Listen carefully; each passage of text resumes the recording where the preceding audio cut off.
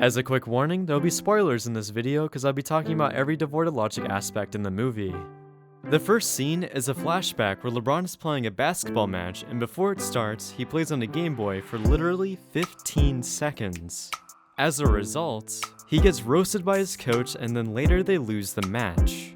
The movie then blames the loss on LeBron for not being focused enough because he was playing a video game. Like, what are you on about, writers? Someone playing on a Game Boy for a few seconds doesn't contribute to not being focused for the next few hours. Then the next scene doubles down and states that playing video games is too distracting for LeBron's career and needs to be discarded. You could be a once-in-a-generation talent if you focus on the game of basketball and not these distractions. I guess playing video games no matter how much means that you can't be successful. I get you need to put in the work, but that doesn't mean you can't have fun along the way. After that annoyance, we go to present day and meet the main son of LeBron named Dom. Unlike LeBron, he enjoys video games and he also develops and creates his own games.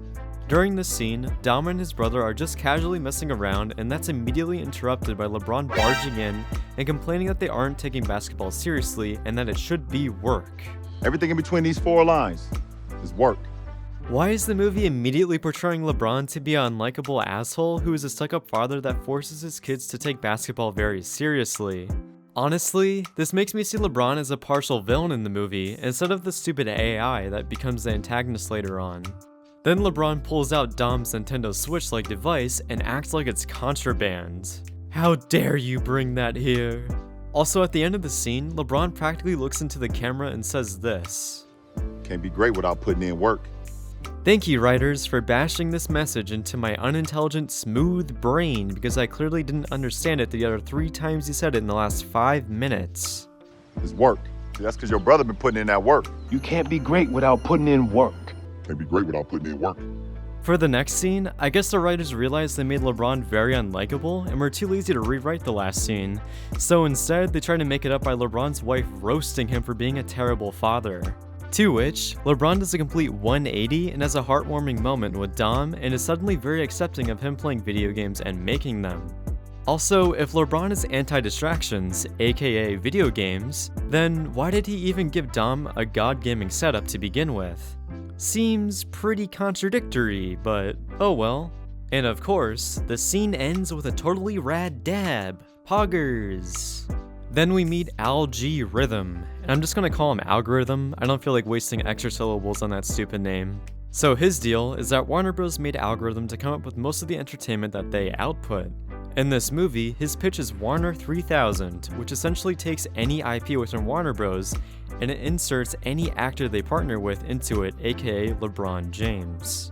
Yeah, that's a pretty atrocious idea, and I guess Warner Bros. Self-roast themselves by the fact that the Warner execs in the movie think it's a great idea. Also, it doesn't make sense to me that the algorithm is so obsessed with partnering with LeBron James.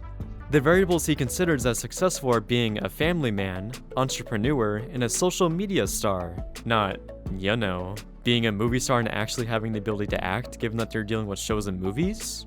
Just a thought? With that logic, why not go with Dwayne "The Rock" Johnson? A social media star, family man, and a blockbuster superstar.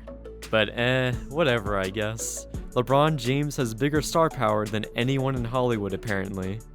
Then to add insult to injury, Dom, in a Warner Bros. Pitch meeting by the way, reveals that he wants to go to E3 camp instead of basketball camp, to which LeBron gets really upset. At this point in the movie, it's really confusing as if LeBron actually supports Dom, given that the last scene he seemed okay with video games taking up a lot of his time, and that he was actually very successful in that field.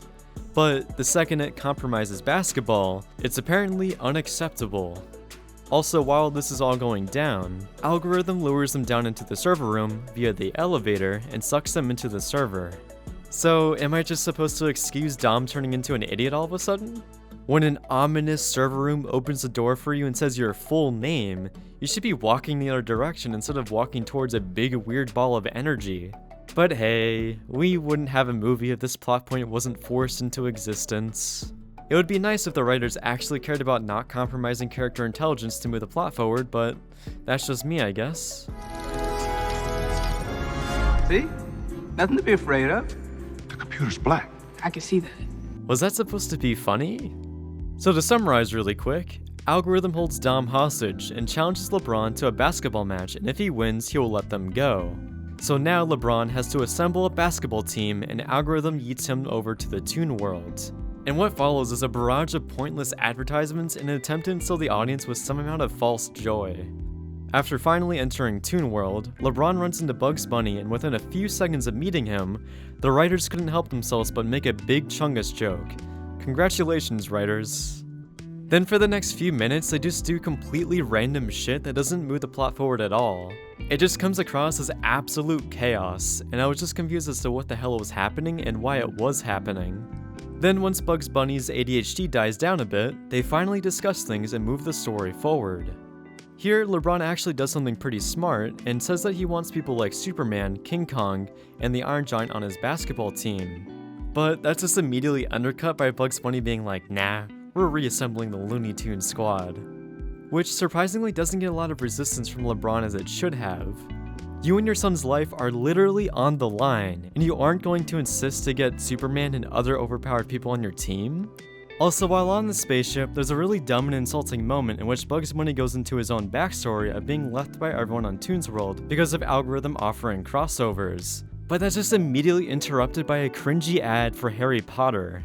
It's the only place where I can be me, where I belong. Yo, is that Harry Potter World? No, get the camera! And that's the third time they shoved Harry Potter in our faces. Like, finally, the movie is giving us a sort of interesting backstory, just to immediately shell out for a cheap reference to Harry Potter for quote-unquote entertainment. Then the next 10 minutes is just going to different Warner Bros. IP to find and assemble everyone from Looney Tunes. That and a lot of these references are for very mature and adult franchises like The Matrix, Game of Thrones, Casablanca, and Mad Max to name a few. So is this movie trying to target a kid audience or an older audience with these scenes? Like, why not incorporate the vast amount of kid-friendly IP that Warner Bros. Has, given that they own Cartoon Network as one big example? But instead we get a lot of poorly integrated crossovers like the granny from Looney Tunes wearing a black latex suit dressing up as Trinity in The Matrix. I really wish I could unsee that one.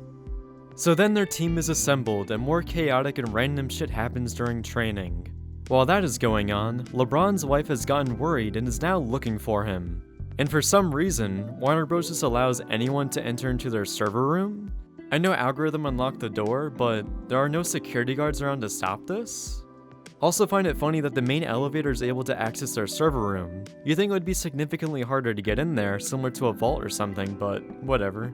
Later on, Algorithm manipulates Dom into playing against his dad, and the game is now starting. For the game, it is being live streamed, and if you are watching it, you get sucked into your phone and show up in the serververse. That's obviously a bit goofy, but it's very forgivable since it's a wacky concept. So, this means that LeBron's family is both playing the game and now watching it in the crowd. Before the game starts, Algorithm now states that if LeBron loses, then everyone will be stuck in the serververse. I don't really know how that benefits the server by just having a bunch of random people in it, because the whole reason of keeping LeBron there was for his influence. But hey, let's just raise the stakes for reasons.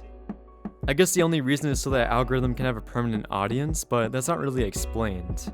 Then LeBron tries to warn Dom that everyone is screwed if Algorithm wins. But Dom is like, nah, Algorithm is just misunderstood and completely glosses over and ignores the fact that Algorithm kidnapped thousands of people. He is a kid and they can easily be manipulated, but given that he met Algorithm like an hour ago and trusts him more than his own father is pretty wild. That and it's not like he's a stupid kid or anything given that he's a full-blown game designer at age 12. Right after that moment, LeBron walks over to his wife asking what he should do. You gotta win this game and get our son back. Yeah, like, no shit. Obviously he needs to win. Thank you for the reminder, writers. Then the game starts, and there's nothing really devoid of logic about the sequence given that the game rules are video game rules and really anything can happen. Although there is one thing about this sequence that becomes distracting, which is the sheer amount of Easter eggs in the background. As an example, there's a moment where Algorithm is talking to Dom, but the Night King is sitting right behind them with whites. It's so distracting to the point of where I'm not really paying attention to their dialogue and just thinking about how stupid the Night King looks here. One of the most menacing villains in history is evolved into a silly little Easter egg. It feels like the writers are trying to band-aid fix their flawed movie with excessive Easter eggs, but if anything, it feels like it detracts from the movie and puts a lot of focus on references instead of the story. Halfway through the game, LeBron figures out that he's taken the game too seriously, and he needs to let the Looney Tunes be themselves to play better. What follows is them catching up through different wacky ways, like having a rap battle with the other team, which was unique to say the least. I'm not exactly sure what we just witnessed here. Then once the score is tied up, LeBron basically pauses the game to have a heart-to-heart moment with his son, in which he finally accepts him for who he is. Especially after the movie has been bombarding us with that message. Be yourself! Be yourself! So now, Dom and LeBron have rekindled their relationship, and they decide to play on the same team. This leads to Algorithm taking over, and it's revealed that he can actually control the game, which is demonstrated through him reversing one of their successful shots. But if that's the case, then why doesn't Algorithm just undo their entire score, or rewind their score back to where they had nothing? It's not like it resets the time or anything. If they set up Algorithm to have complete control over the game and he doesn't fully utilize his power, then why would the writers even introduce that mechanic in the first place? Algorithm is clearly powerful to begin with, and he has been cheating, but apparently he needs to be even stronger, despite him not actually using his power effectively. It just creates a false sense of hopelessness for the heroes. Oh no, he rewinded our score by 2 points, what will we ever do? Then obviously the heroes win and outsmart Algorithm by using a glitch to disable his power. By winning, everyone is then released and goes home. Honestly, I'm kind of surprised that Algorithm stuck to his word and let everyone go given that he was cheating all game. You'd think he'd be like, psych, you guys are actually stuck here, because there's nothing really forcing him to let everyone go. But don't think about that, that would be a bad ending. Then speaking of the ending, LeBron is back on Earth and runs into Bugs Bunny, and the movie doesn't explain as to how he got out of the serververse along with all the other Looney Tune characters. So I guess that just means that any Warner Bros. IP can just get out of the serververse now if they want? Interesting. So yeah, that's Space Jam: A New Legacy. I know this is technically a kids movie, but that shouldn't excuse these massively budgeted movies for having bad writing. But in essence, that's the whole point of this video series, making fun of bad writing and pointing it out and analyzing it. I hope you enjoyed the video, and there will be other Devoid of Logic videos in the end screen.